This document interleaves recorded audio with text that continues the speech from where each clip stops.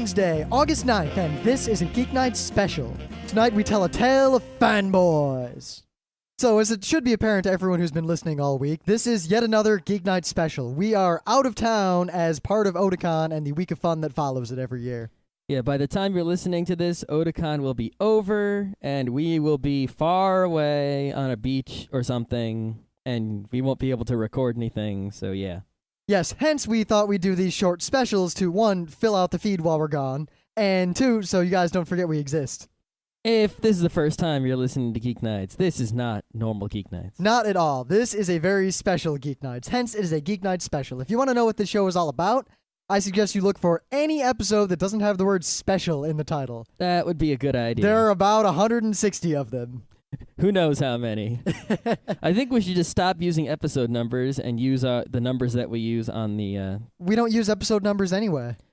I know, but like, stop counting the episodes. Just actually say episode 06 or whatever. We just say what day the episode is anyway. We've never said what the episode number was ever. I think we did. No, we didn't. We've never introduced the show that way. Not introduced the show that way, but talking about it that way at all. Okay. Yeah. The only one who's ever done that is you. Maybe. Anyway, since it's Anime Day, our special will involve a story from the days when we used to run the RIT Anime Club. Scary days. Well, they were good days, but one time we were at this convention, and some people from Case Western, who they also have a fairly large anime club, we met them and they're talking to our club people, and after a while they realized, wait a minute, you're the RIT anime people. We have a warning for you. Uh-oh. And they were dead serious. Like, the tone ceased to become jovial, and they were dead serious. They said, we've got this guy, and his name is Steve. And we said, whoa, we have Steves. Yeah. We know all about Steves. We know everything there is to know about guys named Steve in anime clubs. In fact, we had 2 of them. And they said, no, this guy... And they couldn't really even describe him. They just said, he's going to RIT next year. And we said, oh, great, we'll have 3 Steves. And then they said, we felt the need to warn you about this guy. And we totally blew these guys off. Like, yeah, whatever. we're like, okay, if this isn't just complete BS, either, okay, we have 2 Steves already. A 3rd Steve isn't, whatever. If we can handle the 2 we got, we can handle a 3rd one. Now, to back up a bit, the whole thing about Steves, we know a bunch of people named Steve. And one of which is good. Yeah, one of which is a very good friend of ours. There are a couple other Steves we know who are general okay people. Mm-hmm. But in the anime club, it seemed that a greater number of people than is statistically probable who were named Steve were also fanboys of the highest order. As in, fanboys. As in, my favorite anime is the worst anime ever kind of I love fanboys. the hentai. I like to watch it all night. I sit in my room with no friends. God, yeah, one of them actually used to follow us around describing hentai to us. Yeah. Like, you think we're kidding, but no, he just follow us around. Like, yeah, he remember one day I was trying to eat my brunch at Gracie's, and he starts telling me about this disembowelment porn that he'd been looking at the previous night.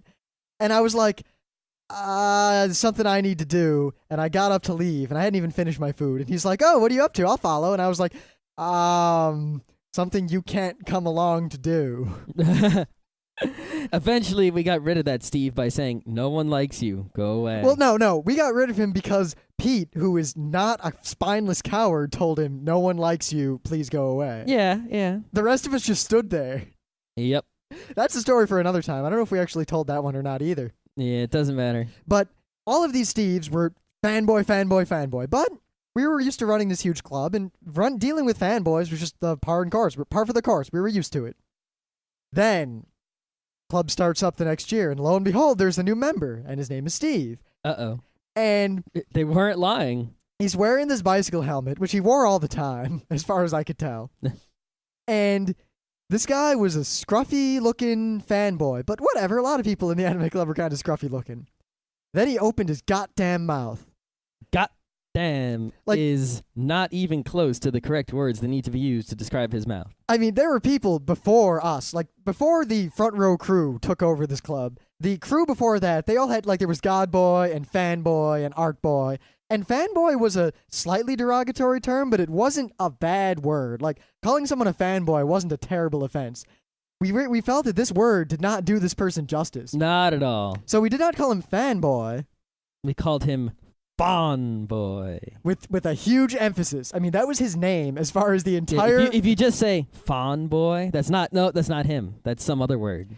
FANboy. That's the correct way to say his name. This dude, motherfucking insane. Holy shit. And there's stories of him doing crazy shit outside of Anime Club, too. Yeah, like banging his head against the wall in the lab and freaking out lab attendants and screaming and yelling. And Yeah, he was a CS student, and the way a lot of CS projects go at RIT is they have a date, and then they have like a minimum due date, and if you don't get the minimum requirement in by the minimum date, then you don't pass the class and all this stuff. And you have to submit your project electronically, and this computer tests your program to make sure it works properly and all this stuff. So, he was having trouble with his project. He was probably going to fail. I don't know if he did or not, but, he was in this lab full of people working on their projects, and obviously he had some sort of social disorder of some sort. Yes, it's called being a FANboy. Yeah, and he was like getting up and screaming, and there was like some girl who was running the lab at the time, and she's just a person who watches the computer lab, and hands you your piece of paper after you print it out, and restarts the computer if you have trouble. That was the most sought after job in all of RIT because you did nothing except your homework and you got paid. I mean, she knows something about computer science because it's a CS lab, but she's not supposed to tell the guy how to do his project or anything like that. And this guy's like screaming and yelling, and he's going crazy, and he's hitting things, and he hits his head against the wall, and crazy guy. Now, at the Anime Club, he was generally just disruptive and bothersome, and he yelled a lot, and he talked a lot, and he talked about hentai and things we didn't want to hear about. Yeah, the general rule at Anime Club was, you're not supposed to talk during the show, but if you have something incredibly clever to yell out, right, then it's all good. And the way you can tell this is you yell something out, and if everyone laughs, that was good. If people groan, that was bad. If people don't say anything, that's also bad. And it's generally sort of a one-strike deal. If you say funny things all the time and you don't do it too often to be annoying, then you got a free pass.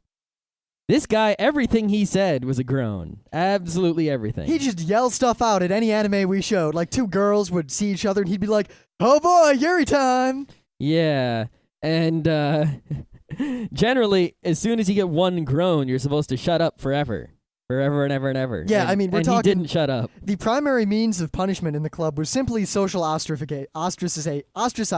Yep. Ostracification. There's not really a word that we wanted to use there. I guess there isn't. No. Ostracization? I guess.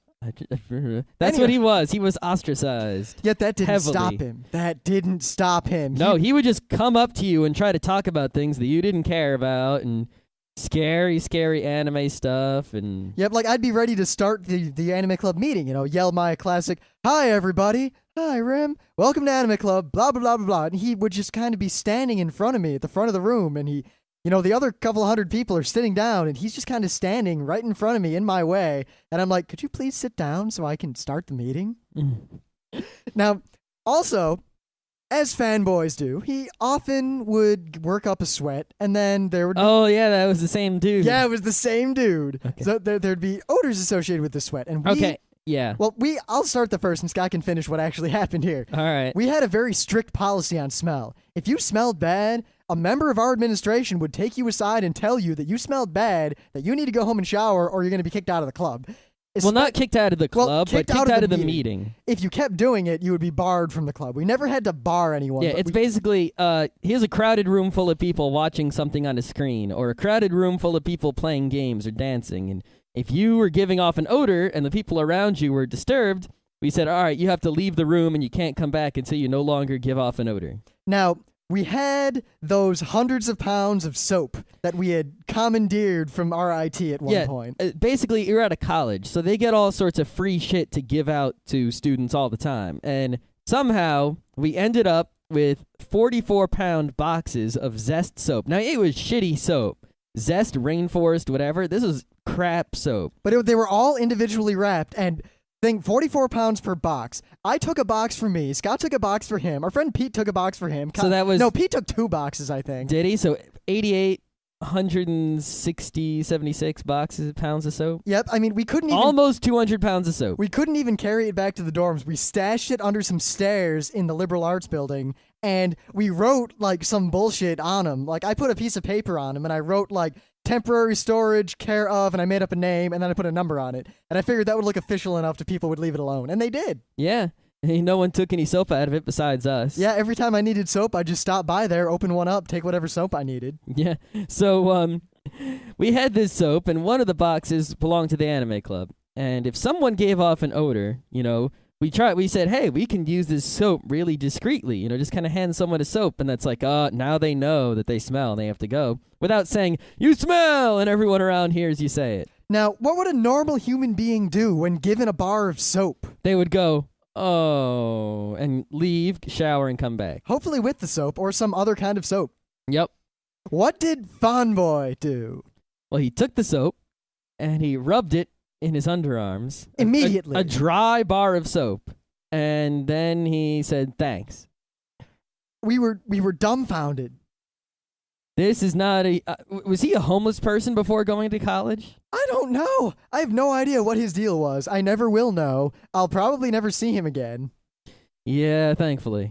Very thankfully. I mean, he really was probably the epitome of all that is FANboy. Yeah, as soon as we had him, the other Steves were like, okay, cool. Yeah. Talking about hentai, whatever. You're not rubbing soap under your arms. Yeah, luckily, I mean, smell is a problem apparently with a lot of anime clubs, but we really kind of had it under control. Yeah, well, it's because we recognized the problem. A lot of other anime clubs and conventions where smell is a problem, they kind of ignore it or they don't recognize it. I think a lot of those cons is because they were run by people who also gave off those smells. Yeah, but, by bringing the problem out into the open, we really were able to manage it. Yeah, plus, honestly, nothing will make a fanboy shower faster than public humiliation. So, in closing, I urge you, if you're at Otakon or any other big anime convention and a dude smells like an open sewer full of cheese, tell him that openly, loudly. And the people, if you're playing DDR, it's inevitable. You're going to smell. That's okay. I mean, that's okay. It's just when you're done playing DDR, go back to your hotel, take a shower, and come back. Yeah, I swear to God, if you play DDR for 2 hours and then you're sitting next to me at the cosplay, I'm going to kill you. And also, some people are fat. Well, you shouldn't be, but, if you're fat and if you sweat a lot and smell a lot, and you're waiting in line for 2 hours in the heat of Baltimore or wherever else your convention may be, and thus you sweat and smell, after you get your badge, go take a shower. If you don't, and you're sitting next to me at the cosplay, I will kill you. I'll publicly humiliate you as well, which might be worse than killing, considering there's tens of thousands of people there. All right. Hooray, we finished a very short episode with little effort.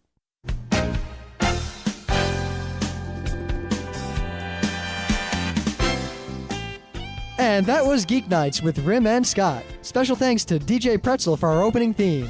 Be sure to visit our website at www.frontrowcrew.com. If you like our podcasts, you'll love our forums. Make sure you visit them. You can send your email feedback to geeknights@gmail.com. And if you want, you can leave us a voicemail at 206-333-1537. Geeknights airs every weeknight, Monday through Thursday. Geeknights is recorded with absolutely no studio and no audience. But unlike those other talk shows, it's actually recorded at night.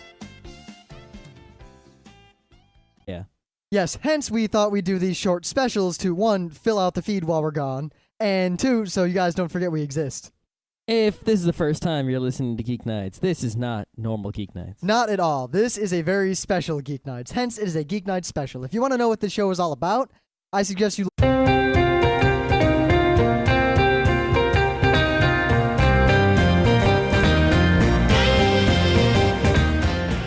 It's Wednesday, August 9th, and this is a Geeknights special.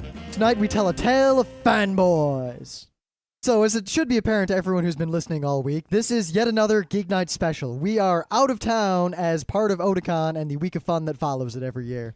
Yeah, by the time you're listening to this, Otakon will be over, and we will be far away on a beach or something, and we won't be able to record anything. So yeah, just actually say episode 06 whatever. We just say what day the episode is anyway. We've never said what the episode number was ever. I think we did. No, we didn't. We've never introduced the show that way. Not introduced the show that way, but talking about it that way at all. Okay. Yeah. The only one who's ever done that is you. Maybe. Look for any episode that doesn't have the word special in the title. That would be a good idea. There are about 160 of them. Who knows how many? I think we should just stop using episode numbers and use the numbers that we use on the... We don't use episode numbers anyway. I know, but stop counting the episodes.